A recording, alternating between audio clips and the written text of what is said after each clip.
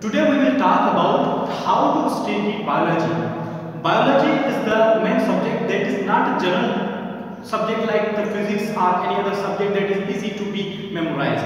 Biology has many different terms and terminologies that we must have to memorize for any entrance test. So now I will share with you different types of the techniques to study biology. There are three main tips I will share with you for today, the study of biology. How to study the subject biology.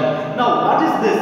First tip is that when you study biology subject, when you are studying any topic, first of all you have studied this topic.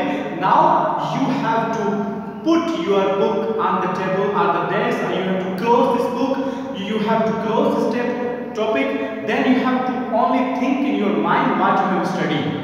First tip is that to memorize this in this way and make flow chart in your mind that what was in that topic. Like if you are studying about the movement in plants, there are two types of the movement in plants. One is the peritonic movement, one is the induced autonomic movement. One is the autonomic movement. Autonomic movement also consists another growth and curvature movement and the turgor movement. Like the peritonic movement also consists the types. There is the nestic movement and the tropic movement. This is the flow chart. Tip number second is that when you have done your memorization in your mind, now you have to write sticky notes of that topic.